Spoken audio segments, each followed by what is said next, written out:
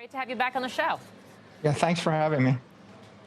So the last time you and I spoke was back in July. Since then, we've seen the price of Bitcoin double. We're trading near record highs right now.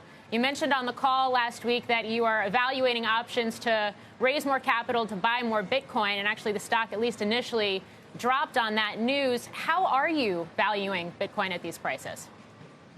Well, I think the last 3 months have delivered a lot of regulatory clarity for Bitcoin. You can see support in Congress and the Senate, and you can see a very progressive administration. And most of the fears around the China crackdown are past us now. And with the Bitcoin mining industry relocating to the U.S., I think it's very bullish outlook for the next 12 months. Yeah, I don't think things could have gone better in the past quarter. Yeah, when you say bullish outlook, I mean, is there a price at which you would expect Bitcoin to continue to move higher toward that? And I realize it's a very volatile asset class, so it could be choppy, but what is your outlook? Well, I mean, our view is it'll be volatile because it's plugged into the entire crypto market and it's new, but it's going up forever. I've got a long-term view. I think for the decade, Bitcoin is going to be the strongest, hardest, most technically forward store of value in the economy. So we just have a long-term focus, and we will continue to acquire it quarter by quarter, time to time, either with cash flows or with debt or with equity, just depending upon market circumstances and what looks most accretive to our shareholders.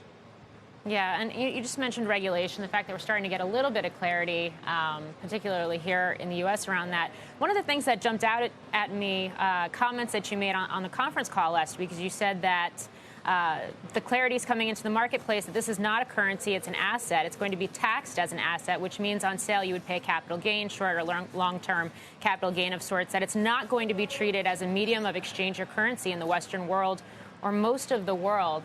So how do you see it evolving, and what does that mean for the long-term strategy of MicroStrategy?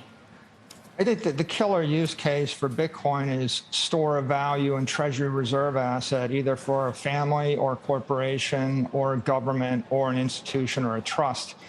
I think that what we're going to see is the U.S. dollar is going to emerge as the world reserve digital currency.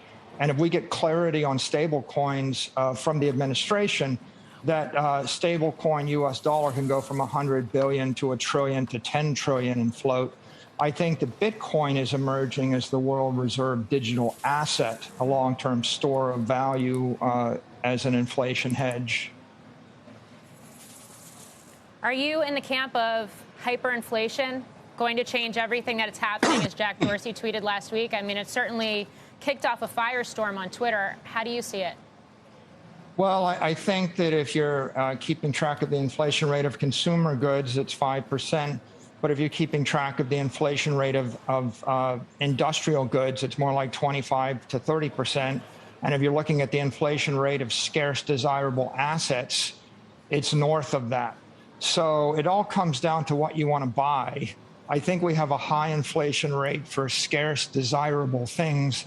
And if you want to stay ahead of that monetary inflation, then you have to buy the most desirable asset. And of course, I think the most desirable asset in the world is digital property on the Bitcoin network. Yeah, Michael, it's David Faber. I mean, on that note, given your belief of the evolution of digital currencies, what you just said, are there other opportunities outside of Bitcoin itself that you see, whether they be platforms of some kind, whether they be things that certainly I can't imagine right now, but I would imagine you have, that are going to be opportunities for MicroStrategy as this, again, evolves in the coming years? Well, I think that if you're an institutional investor or a public company and you're going to hold a crypto asset on your balance sheet, it needs to pass the MicroStrategy test. And the MicroStrategy test is simple. Will it be banned? Will it be copied? Will it be hacked? And we asked that question a year ago, and we asked that question every month. Bitcoin, is not hacked. It's clear that it's property, and there's consensus that it's not going to be banned. And of course, there's 10,000 cryptos, but there's only one Bitcoin. So I think in the entire crypto universe, there's only one crypto asset that passes the MicroStrategy test, and that's Bitcoin.